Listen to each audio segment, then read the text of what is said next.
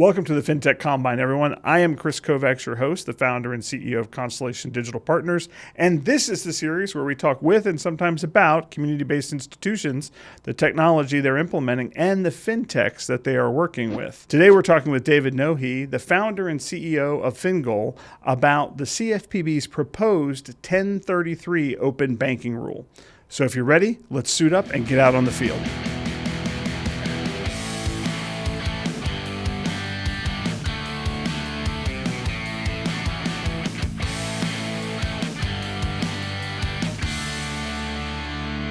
David, thank you very much for joining us today on the FinTech Combine. I really appreciate you taking time out of your super busy schedule to meet with us.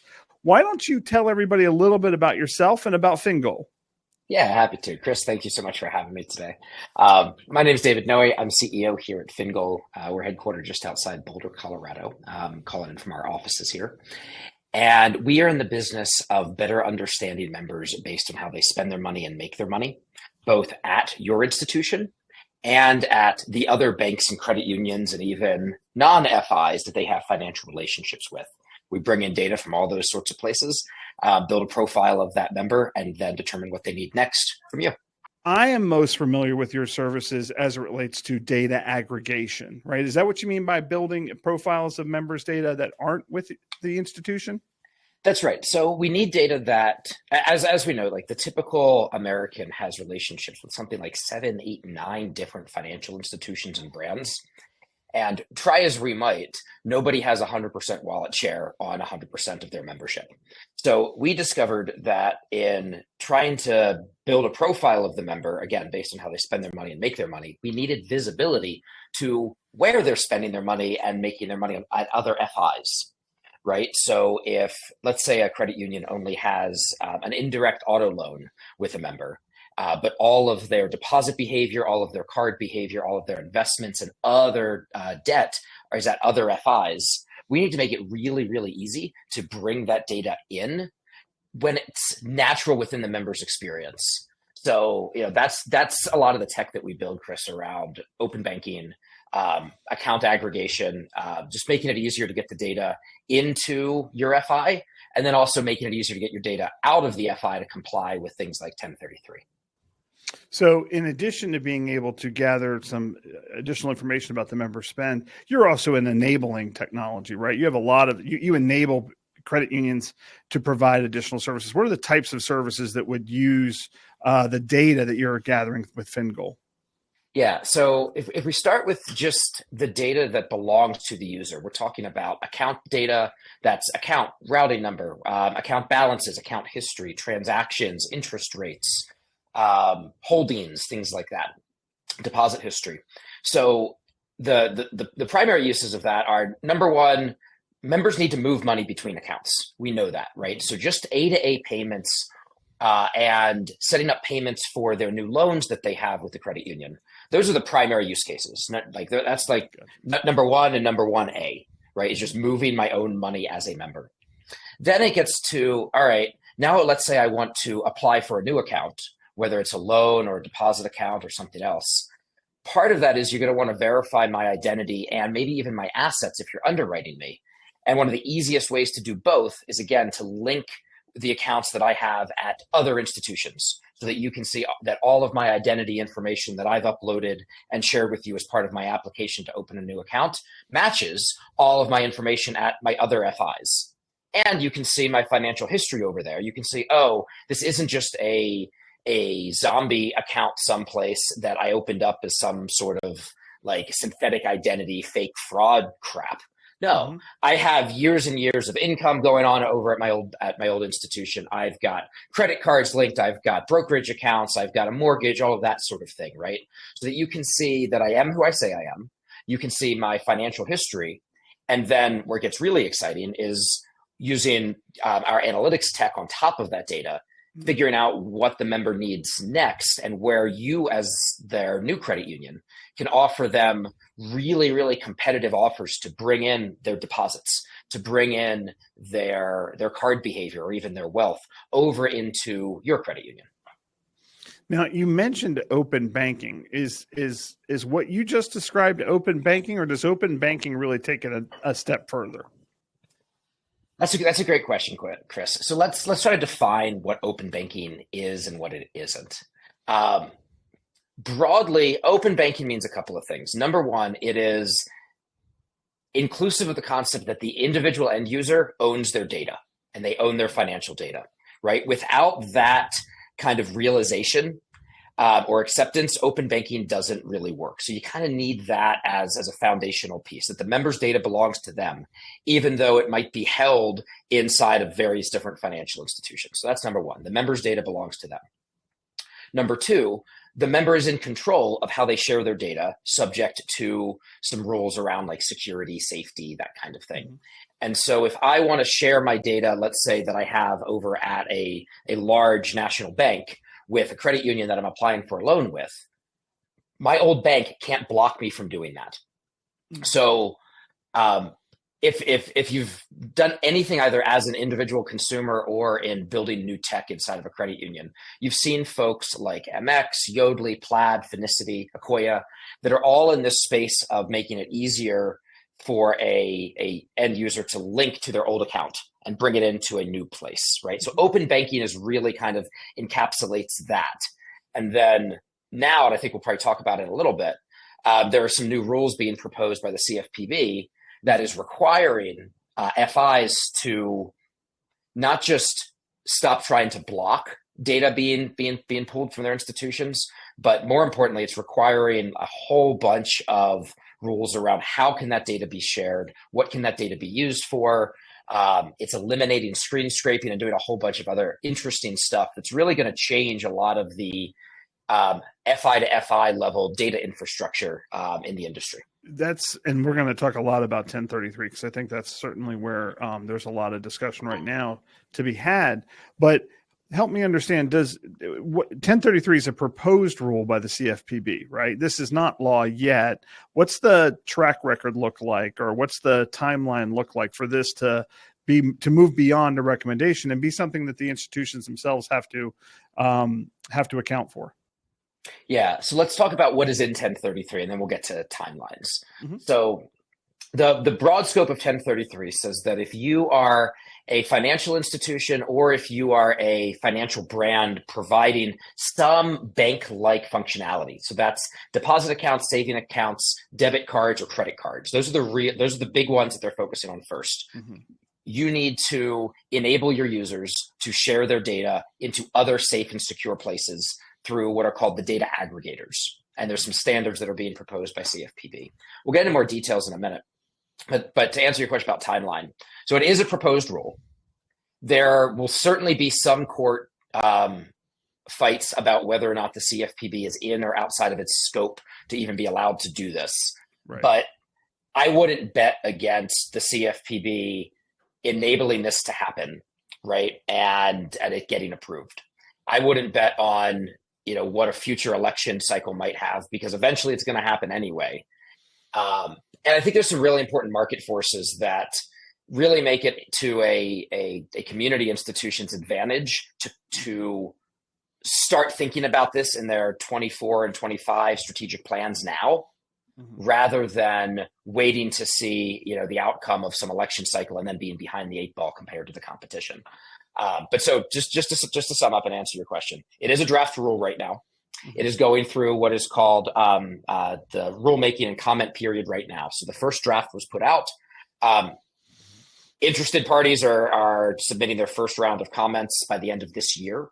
And then the CFPB can, if they want, take those comments into consideration, make some tweaks, make some changes.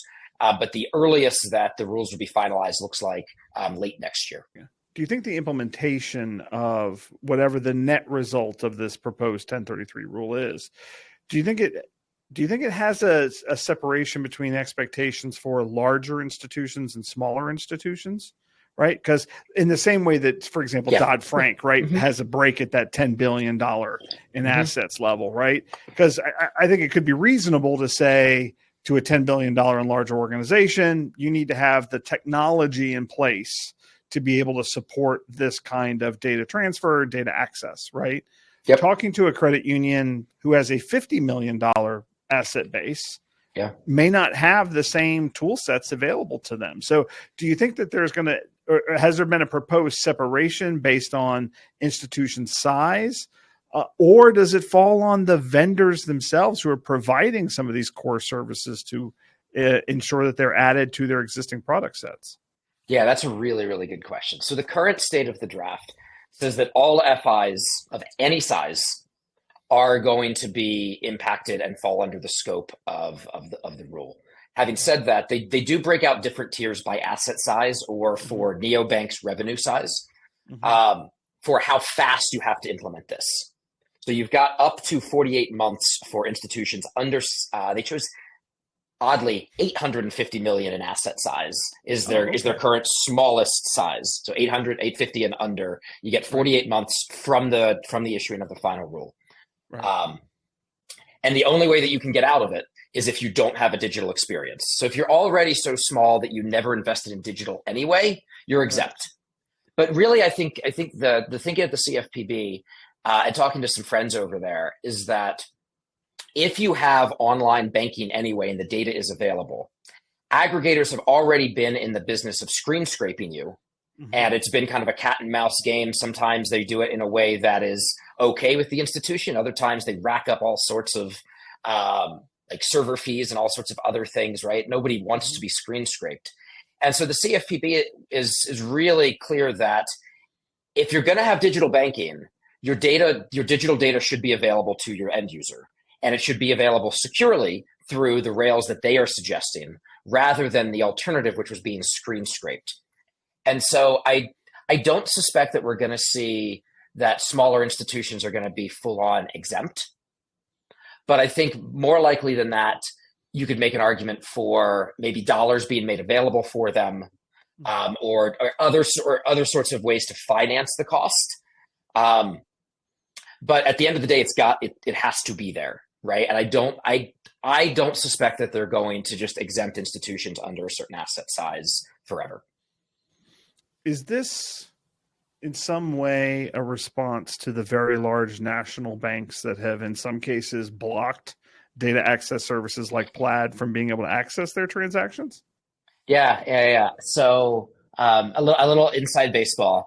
Right now at the largest institutions in the US, you've got kind of two different paths being taken prior to this rule. One is most of the largest FIs have said, okay, open banking is coming. We don't want to be screen scraped anyway. We want to be a party to this data. We want to know that a user is authing in. We want to know where the data is going, which is really valuable. And I want to get to that in a minute. Where the data is going is actually like its own incredibly insightful set of data to attack. And we want to be able to turn off access if somebody has a security breach or things like that. And we want to give the end user, most importantly, the ability to see where their data is going and give them the ability to turn it on and off. Okay, so that's what you're seeing, the Chases, the B of A's of the world all going down that path. You have a smaller set of big guys that got together and said, okay, we know that open banking is coming, but we want really strict controls over it. We want to be able to monetize the data coming out of our institution. And if you don't play ball with us, we're going to block you. Mm-hmm. And that's what happened with Fidelity and Plaid recently. So Plaid's access to all Fidelity accounts have been shut off. And there was an announcement, it's been delayed until like early Q2 of next year, but PNC is planning to do the same thing. Mm-hmm. Now, they haven't updated their plans since the new rules came out, but we'll see what happens. Here's the thing, though. So, number one, the new rules say that you cannot, as an institution, monetize or put up paywalls blocking basic access to your customer's data. If your customer wants to share their data out, you can't charge the customer for that, and you can't charge anybody else in the data flow simply to access that data. Okay? And again, this is only in scope for consumer deposit accounts and consumer card accounts. Other types of commercial are not impacted. Wealth is not currently impacted. Loans are not even impacted yet. So that's really important. But the rules also kind of put a really strict scope that say that it's only around a certain type of basic access to that data. And there's nothing stopping an FI from charging access for premium APIs. that give you extra data that's outside of the scope of what the CFPB is requiring, or is giving you that data faster. So I'll give you an example. So the CFPB wildly actually says that the API call and response time can't take more than 3.5 seconds. Now, you and I both know that 3.5 seconds is a long time when we're talking about API calls, right? Long time. And in a user flow, you might have multiple calls and responses between APIs. So that can add up really, really quickly. Some cores would require that just based on the structure of their APIs. That's exactly right. So there's a world where aggressive FIs or opportunistic FIs could charge access for not just premium data, but also faster access to that data, et cetera, right? So I see that there's still something like that coming. It might be available. What type of data is covered by the proposed rule? More than we thought. So today in account aggregation land, as I shared, you get access to account details, identity, so like name, address, maybe email address if it's on file with the other FI. There's not like social security number or anything like that. You might get date of birth sometimes, and transaction data. So that's you bought and sold a stock in a wealth account. It could be ACH traffic. It could be card transactions. Anything that is in that transaction ledger is currently kind of in scope in account aggregation. However, what they're adding, which Plaid doesn't even have, nobody has this stuff today. So this is all kind of new stuff that the CFPB is asking for.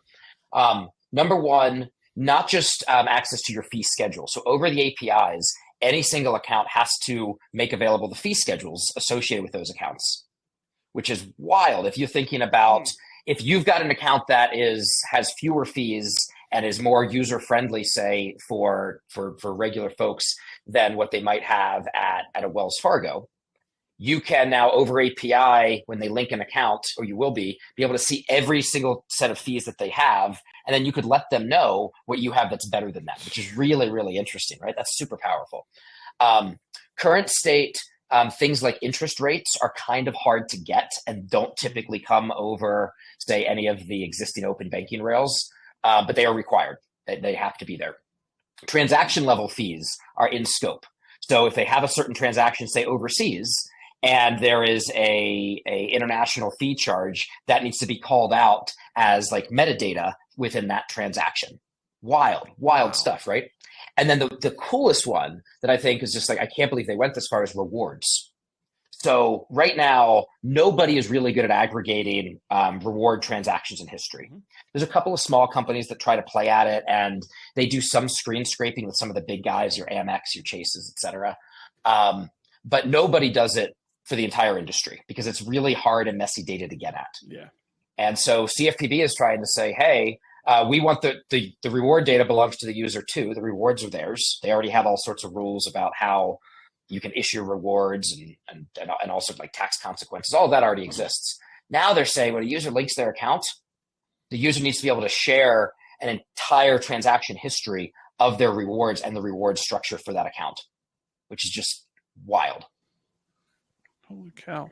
It seems invasive. I mean, just I'm as an old, maybe I'm an old school credit union guy in that way, right? Like the thought of we had to fight the cores just for them to recognize that we had the right to the data that was sitting inside the core system. Like taking that and then opening that up for inspection seems like an overreach. Yeah, I mean, I know we have a lot of credit unions that listen, and so reach out to your state and organizations or regional organizations in the NCUA for to share your opinions on it. They're all filing comments, and you can certainly sign on to those and then sign on to letters to your representatives and senators. But I'm not going to take a political position on whether or not it's overreach, right? I'm not. That's a good business decision for you, David. I think that's fair. But the way I look at it, if you start with the idea that the user's data belongs to the user, and you need to remove blockers to keeping the user's data from going elsewhere and being shared by the user, it stands to reason that your rewards data is also part of that, right? And the fee data is also part of that. If you accept that the user's data belongs to them, which conceptually, as a user, I kind of am into, right? But I understand that like the infrastructure doesn't exist today for that to just happen within a few months for even the biggest FIs, by early next year, or early in 25, when the largest FIs are going to have to comply with this. So there's definitely going to be changes, right? And that's why there's this comment period now. So we don't know everything, but what I think we should count on is that the data that's already being shared over aggregation rails is going to stay in scope. Nobody significantly powerful enough is advocating to take that out of scope. Like that's not going to win the day.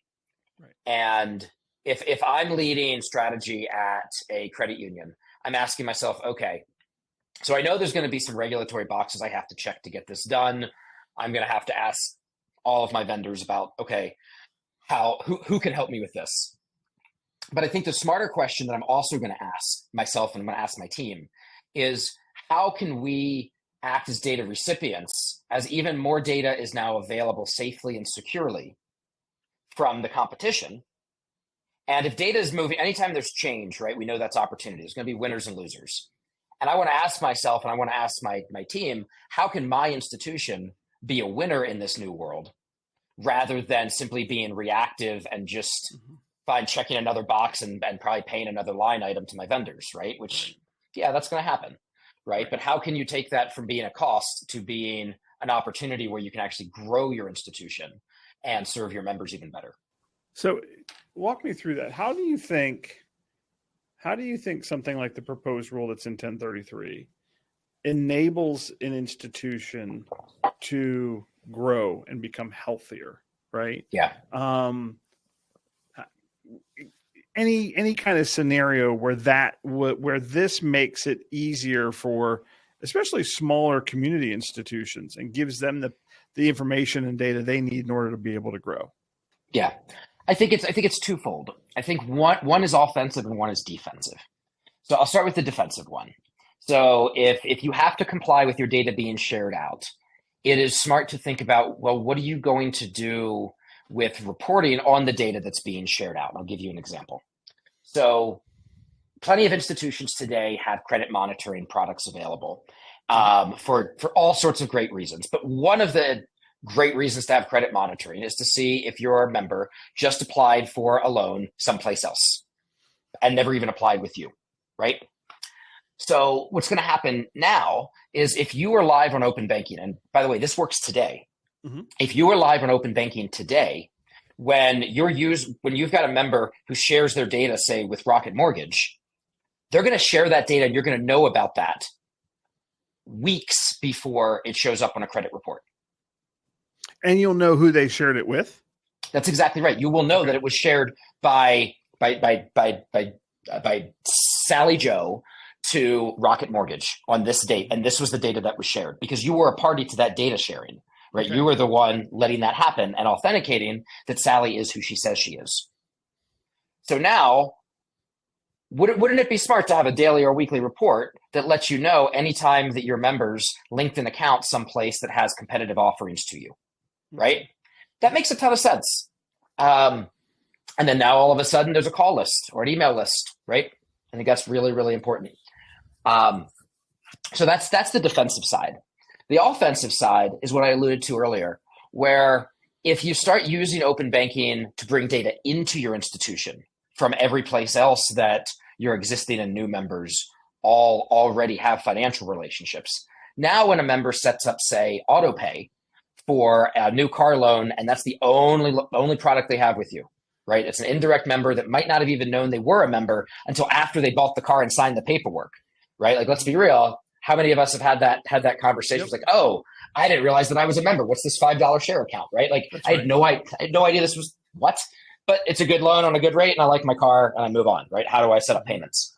So as part of that payment cycle, right? And we've seen some institutions on Constellation already doing this, where now asking the member to link their primary FI, let's say it's Wells Fargo, because the account that you're going to pay your auto loan or your mortgage is probably the place where your paycheck goes, right? Which is one of the big definitions of your primary checking account, right? And so what if you give the user the ability to link, not just to set up automatic payments, but then you also say, you give the member the opportunity, hey, would you like to share your account history so that we can better match you with better interest rates, savings, offers, rewards, et cetera, right?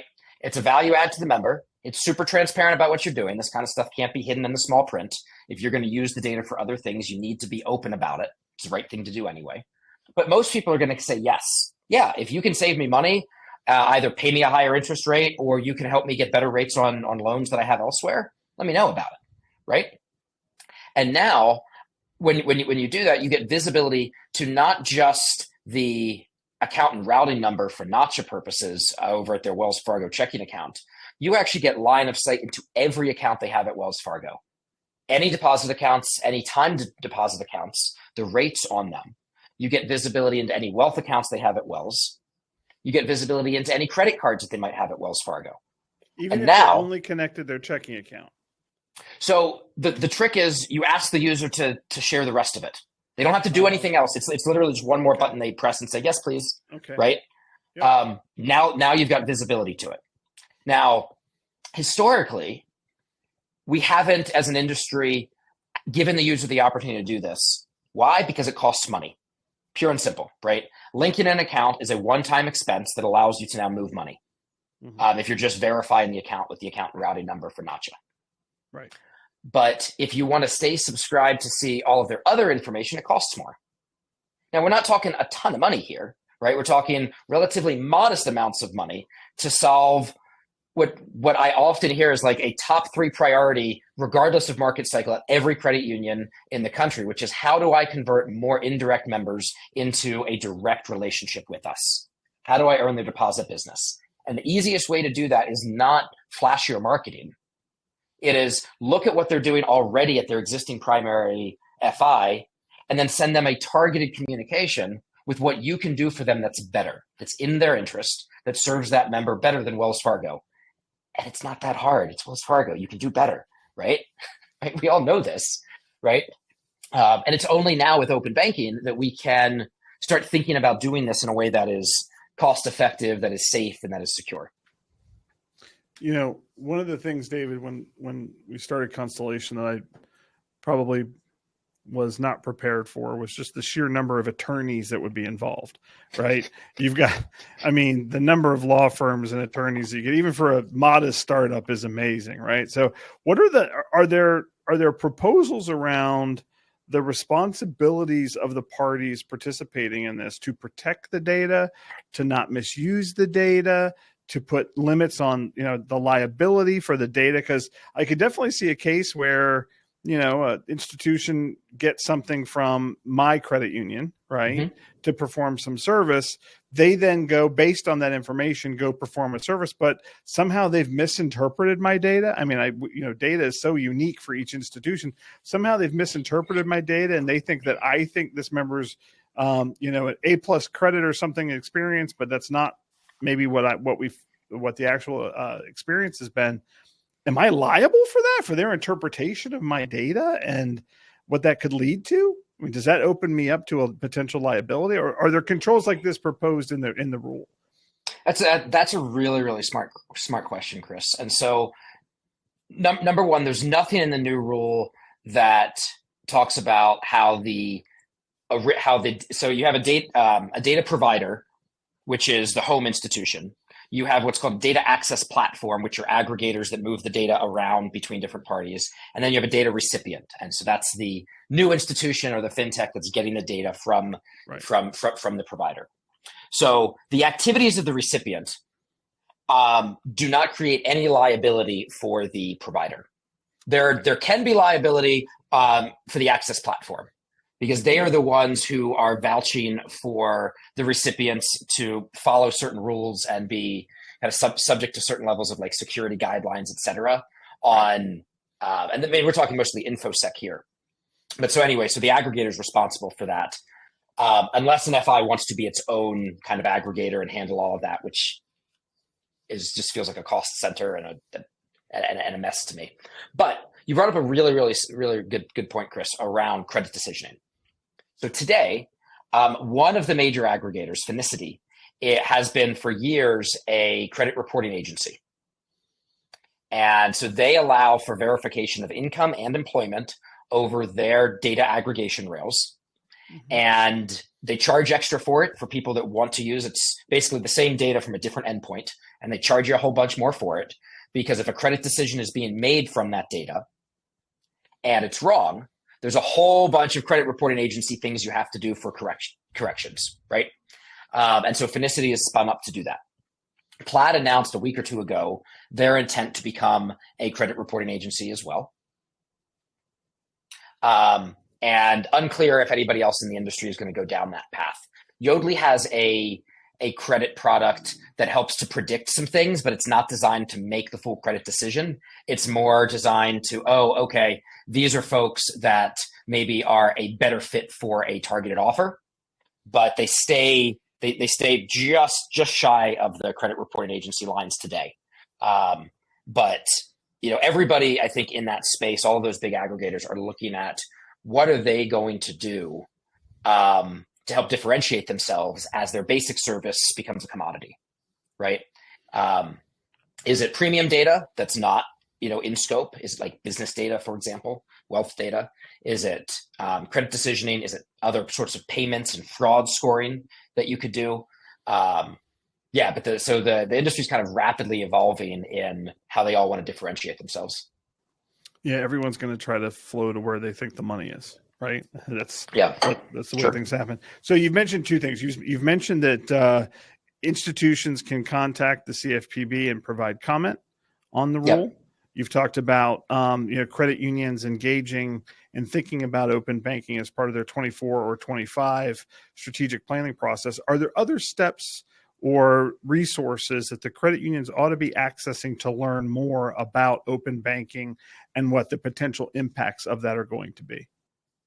Yeah, I think talk to your closest partner vendors, the folks that are, the first phone call that you make as you're thinking about tackling a new digital problem, and ask them what they're doing on both sides, both as a data provider, which is sort of the really heavy regulated side, and as a data recipient, which is in scope for the regulation, but all of the rails there kind of exist today. You can start taking advantage of getting data from Wells Fargo or US Bank today.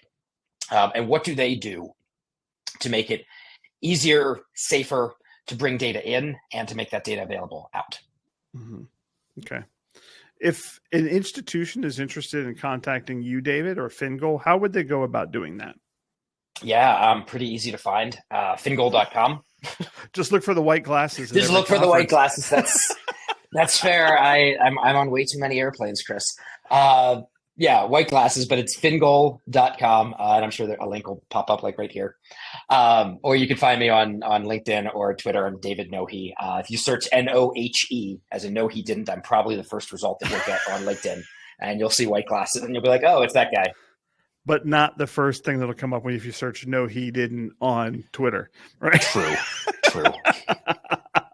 Excellent, David. I really appreciate you taking the time to talk to us about 1033 and open banking, what the implications are. I really appreciate it. There is nobody, I think, in the business who knows more about this than you. So the fact that you could take a little bit of time and talk with us and our viewers, I really appreciate it. Thank you, man. Oh, absolutely, Kris. I love the work that you've dedicated your whole career to helping members and community-focused institutions, specifically credit unions, better work with each other, and let the members get better served by the credit unions, and the credit unions better understand, and in a financially sustainable way, right, be able to serve their community and grow and stay relevant. Because you and I both know how important credit unions are to communities all across this country and in other countries for that matter. But they're such an important piece of, I feel like, achieving the American dream. So just thank you for the work that you and your whole team at Constellation do. Well said, my friend. Well said. Thank you very much, David. Have a great day. Of course, you too. Bye. Thank you very much for watching this episode of the Fintech Combine. I really appreciated David Nohe's time for coming in and talking to us about this proposed rule. If you are interested in following us, please like or follow on all of your podcast platforms. And don't forget to sign up for our Discord server to keep the conversation going. We will see you next time.